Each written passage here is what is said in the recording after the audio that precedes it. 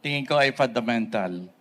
Ang una po dyan ay tinitingnan ko po mabuti yung ating security para sa pagkain. Medyo nakakalungkot po na kung titingnan natin ang ating parang direksyon sa bagay na to. Para bang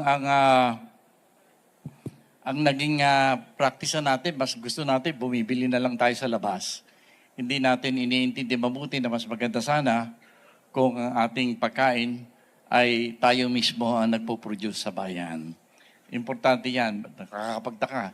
Sanay na sanay naman tayo magtanim ng palay. Bakit puro importation ng bigas ang ginagawa natin? Tingin ko dapat ingatan ang ating security. At pangalawa, dahil po sa dati kong trabaho, siguro titignan natin ulit ang ating mga threats sa bansa. Katulad yung issues ng conflict natin sa China, dapat tingnan din po natin yan. Sir, 2 minutes is up. Okay.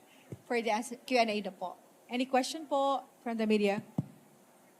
Anyone? Yeah. Miss Jean, philstar.com. Sir? Hello. Sa right side po. Sir, ano pong mga legislation yung gusto nyo ipasa, especially when it comes to defense? Medyo, may mga existing na tayong mga batas dyan eh. Pero examinin muna natin. Pero very important na siguro i-revisit natin yung ating National Defense Act. Tingnan natin mabuti. At yung meron tayong anti-terrorism, tingnan din natin yung mga yan. Kasi alam mo, nagbago na ang sitwasyon ng daigdig. Nagbago na rin ang mga conflicts na hinaharap ng bayan natin. Siguro alam nyo naman ang conflict na dinaranas natin araw-araw. These are important na dapat nating tignan. At siguro, i-review natin ng konti rin ang ating very important kasi yung national defense. Kailangan tignan natin mabuti ang batas na yan. Sir, sabi niyo, nagtakbo kayo last 2022 as president. Why run as senator next year? Ay, hindi pa presidential eh. Next time. Hintayin natin. Senador pa pinakamataas ngayon eh. This year. So, bakit Sherry why Anton. pa Ay, run? sorry. Go ahead muna. Go ahead. Why run again po? Last. Well, ang ganda nung na-experience ko sa sa pagtakbo ng pagiging Pangulo kasi nakakausap mo mamamayan natin. Kasi it's really very important to explain to our people yung mga importante na bakit tayo nagagalit as a people. Hindi natin masyadong naintindihan. Bakit galit na galit tayo sa China, for example. Kailangan ipaliwanag natin ng kaunti na dapat ang ating mga kababayan naunawaan ang mga issue na hinaharap natin. Malubha ang sitwasyon ng bayan natin sa ngayon. Kailangan, hindi ko alam kasi kung saan tayo kukuha ng mga kakampi. Nagagalit. Kung minsan galit tayo sa Amerikano, hindi naman natin masabi na dapat tayong magalit. So kailangan siguro malaking paliwanag sa ating mga mamamayan sa mga importanteng issue. I will do that. Sino pa po magtatanong? Ay, Cherry, I'm sorry. Cherry Ann Torres, ABS-CBN. Secretary, good morning po. Sec, nung 2022, natandaan namin, yung pagtakbo nyo talagang outright independent. Ngayon po, ang Senate race talagang sobrang sikip at ang kalaban nyo, mga political dynasties and political organizations. Paano nyo, Sec, gagawing mas potent yung campaign ninyo, especially in reaching the voters? Hindi ako independent. Meron ako sariling partido, yung Social Democrats, yung Partido Demokratiko Sosyalista ng Pilipinas. Yes, it's true, I'm running alone. But I'm also making some connections and important agreements. For example, binisita ko yung pinanggalingan ko sa labor movement. Dati akong organizer ng FFW. Kung nadinig nyo si Sani Matula kahapon, medyo nag-usap kami na magtutulungan kami. That's a small organization, but it is a beginning. Ngayon ako naman, maraming na, nung nag-campaign ako kasi last time, bukas ang isip ng ating mga kababayan sa mga important policies, tingin ko. Akala natin hindi nila iniintindihan dahil natatandaan nyo naman yung last campaign, di ba? na puro sayawan at saka mga artista. Pero despite that, yung karanasan ko, there is a important certain sectors of our society that are truly listening, for fundamental change that should happen to our country. I want to reach them. Manalo o matalo, that's not important. What is important is for our people to begin to truly understand what matters to us, what matters to our future. Uulitin ko lang yun, Kaya lang medyo mataas ang pag-asok ngayon.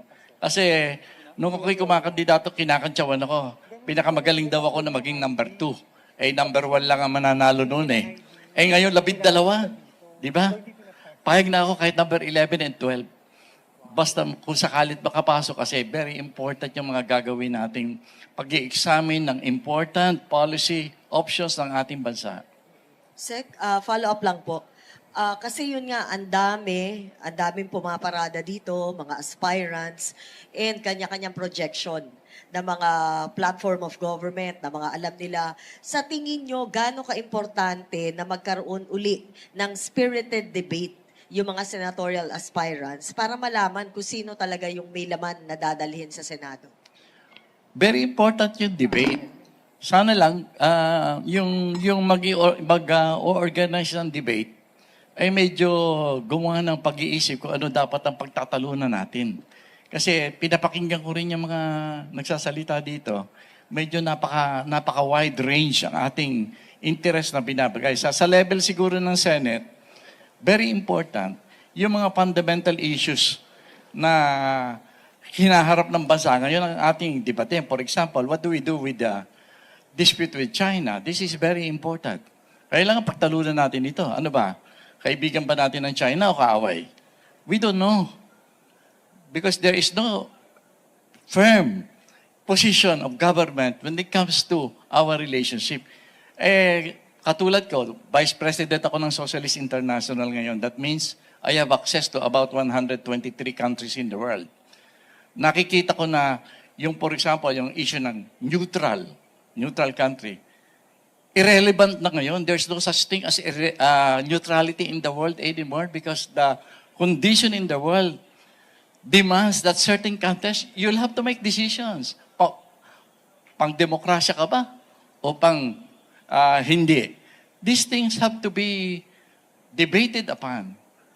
Kailangan pag-usapan natin mabuti. What is our concept of... Ako, nalulungkot ako talaga sa... akala natin ito presyo lang ng bigas, etc., etc. But the world is different. Pwede tayong magkagera eh. In a crisis like that, very important ang security ng pagkain natin. Lagi natin, ang priority natin, puro mangutang tapos mamili sa abroad eh. Paano tayo kung ang mga binibila natin ayaw nang tanggapin yung pera natin? Things like this have to be debated upon. And then, kung sakalit may panahon, mag-isip naman tayo ng medyo nakakatuwa, nakakabuti sa ating pananaw sa kinabukasan. Dapat naman isipin natin na, di ba, dapat naman maging first world na tayo about time. We are more than 100 million people and we have not really planned to become first world. Ang pagiging first world, hindi tinatamaan sa sweepstake yan. Pinaplano yan. It should be yung strategy natin para maging first world.